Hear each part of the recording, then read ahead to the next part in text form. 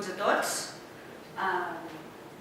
Hem volgut aprofitar que avui disposàvem d'aquesta magnífica sala per explicar també a tots els que ens acompanyeu aquest projecte Manresa 2022, que per nosaltres és un projecte estratègic de ciutat, que creiem que és important que es conegui arreu, a més, perquè porta moltes implicacions. Una de les més directes ha sigut aquesta explicació de la nova marca de ciutat i totes les seves aplicacions, però creiem que és important que s'expliqui com ha sorgit aquest projecte i què volem celebrar el 2022.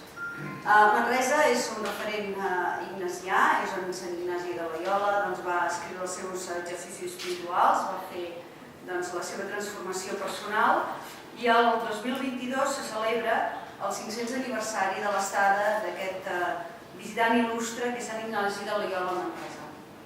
A motiu d'això i atenent que també la pròpia Companyia de Jesús preparava aquesta efemèride com una gran efemèride i amb molta il·lusió vam creure i vam valorar entre tots que teníem una gran oportunitat com a ciutat i que teníem una oportunitat de fer un projecte de ciutat, transformar la ciutat d'aquí al 2022 i posicionar aquesta ciutat al món. Creiem que això ens pot donar aquesta projecció internacional com a ciutat mitjana amb totes les nostres característiques al món i que hem de començar a fer aquest camí.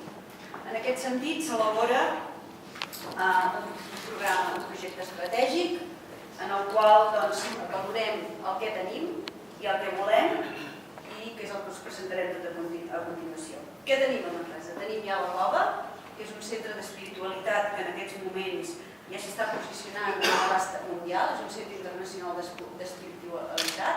Això els jesuïtes tenen el seu propi projecte estratègic i per tant aquí ells ja estan caminant i amb força i amb peu ferm per posicionar-ho.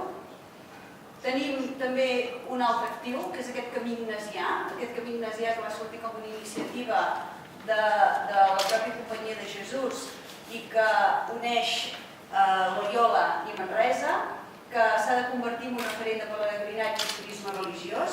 Aquest camí es va presentar públicament ara fa 2 anys. S'està treballant per la seva promoció, després explicaré també una miqueta com farem tota aquesta promoció.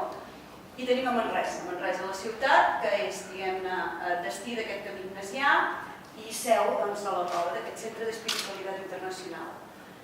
Nosaltres creiem que Manresa és una ciutat atractiva, competitiva i sostenible a nivell econòmic i social, que té una gran qualitat de vida i que pot tenir una projecció exterior. I per tant el que volem és augmentar aquesta autoestima, creiem que el projecte ens anima a poder-ho fer i volem que amb tots aquests atractius augmentar l'autoestima dels ciutadans manresans i per això posem fil a l'agulla i fem aquest pla estratègic.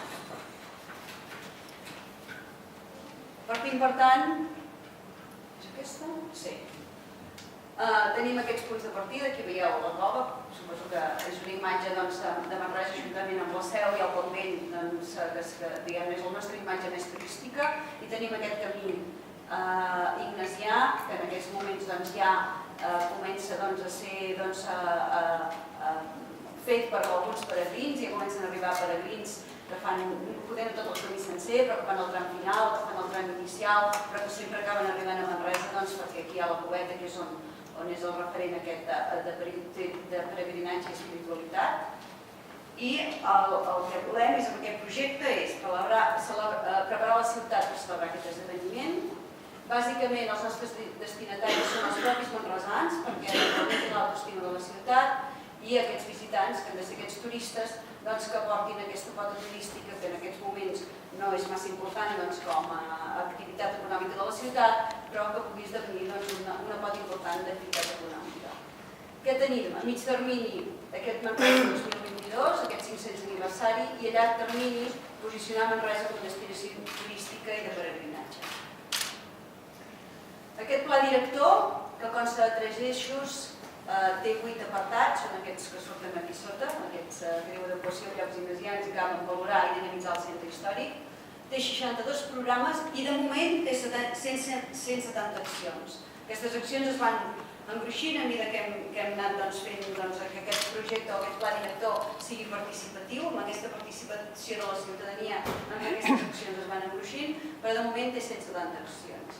L'hem dividit en 3 eixos: Manresa és camí, Manresa és acollida i Manresa és llum. En aquest sentit, amb el Manresa és camí, el que volem és adequar totes les... Si podeu passar